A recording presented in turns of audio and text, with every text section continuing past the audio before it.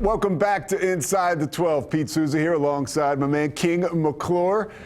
All right, we're talking about Coach Kelvin Sampson here. He's going to play host to ESPN's College Game Day, so we know it is a busy week. We really appreciate him taking some time to join us. Coach, again, thank you so much for clearing some of your busy schedule off to spend some time. No, I appreciate you guys having me on and being able to represent I think the best conference in the country, the Big 12. I'm still trying to figure out why King didn't go to Houston, but maybe that's a conversation for another day. You wouldn't now. You wouldn't now. All right, Coach, we'll get to the showdown with Iowa State this weekend, but we have to talk about the overall season. You're on top of the Big 12. What has been crucial to your team's success this year? I think it starts with the players and the player leadership.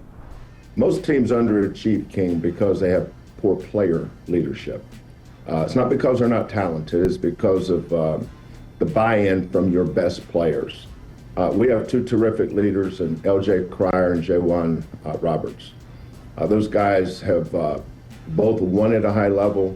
They both have great individual accomplishments. But when your best players care more about winning than they do individual statistics, that's when you have a chance to have something special. So I think everything starts with them. The other thing is our staff. I don't like comparing staffs. I don't know if we have the best staff in the country. I have no idea. I don't know most of the staffs. But I know a big part of our success is because of our staff. And it starts with Kelvin. And with him, he works with our posts, our fours and our fives. And then Casey Beard and Hollis Price work with him. Then the other end, our guards, is Quantas White. And Anthony Goldwire and Ryan Elvin work with him. And independent of each other, there's so much pride that they have in the success of their positions. And I think that really, really carries over in our practices and our game. So having great player leadership and having a great staff is a big part of our success. You know, Coach, you mentioned Kellen and your daughter Lauren also, on the staff. It is a family there, and that family's seen a guy like Jawan grow, not only as a man, but as a player. How much does that help these guys? The fact that they're insulated in a family-type atmosphere, as opposed to some of the other programs? Yeah, I'm so glad you brought it up. When I came back to college, I was starting to get a lot of calls or text or communication from former great players from the city of Houston that had gone to Arizona or to Baylor, Michigan State, North Carolina, Duke. A lot of these guys were finishing their careers and they were wanting to get into college coaching, so they were asking me for opportunities on the staff. At that moment is when I decided, nope, I'm going to hire my former players. Because if I don't give my guys a chance, who will? So I hired Kellen, I hired Hollis, I hired Quantas. And then we started our managers program, and we interview our managers, and we find out we prefer our managers want to get into coaching. So when you look at our staff, Pete, on the basketball side only, everybody in our staff is a former manager or former player. That means that there are no resumes floating around here or calls coming in from other coaches about somebody they think would be good for our staff. I move everybody up. Now, on the external side, Bobby Champagne is our director of internal operations. He was my director of operations when I coached at Washington State. He's part of our family, who handles everything that you see and keeps us relevant 12 months a year, from a marketing, promoting, social media, graphics, is Lauren. So we've developed a family, but it's a family of opportunity.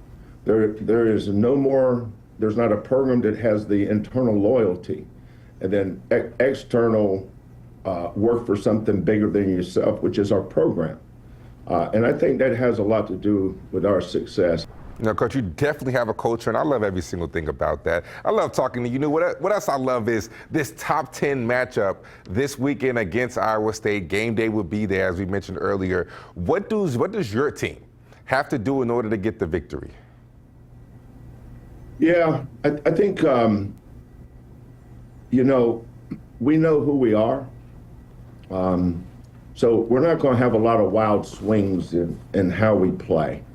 We have a 3 big rotation of J1 Roberts, JoJo Tugler, and Javier Francis. They have a responsibility each day. For instance, when the ball's shot, I talk a lot about defeating a blockout. You can't allow a blockout to be a reason why you can't go tip it or get it. Our guards have a responsibility to get the ball stopped at the point of attack. Our bigs are like air traffic controllers. Imagine somebody sitting in the tower and you're responsible for 3 runways and there's 4 planes trying to land. How important do you think communication is between that air control, that guy with the headphones, and those pilots? That to me is what calling a screen's about. It starts with the communication. Is it loud, clear, and concise, and is it on time? If those 2 things are happening, we have a chance to have success in our pick and roll coverage. Okay, what about the 3 guys that aren't involved at the point of attack? Do they understand what their responsibility is? Because everything we teach is 5 people. It takes 5 people to defend a pick and roll. It takes 5 people to get a basket. Somebody's got to pass it, somebody's got to shoot it, then somebody's got to get back on the shot, and 2 people's got to go offensive rebound. So everybody has a responsibility in almost every phase of our attack. Iowa State's good enough to beat anybody in the country. With Monsilovic in the lineup, Iowa State is 18-1. Their only loss was to Auburn in a game they led by 16. So we know we're playing one of the best teams in America, who has one of the best coaches and one of the best rosters and one of the best cultures. I love everything about Iowa State. I just got to know TJ in the last couple of years, and I think he's one of the great coaches in our game. Iowa State's one of the great programs, not just in our conference, in the country.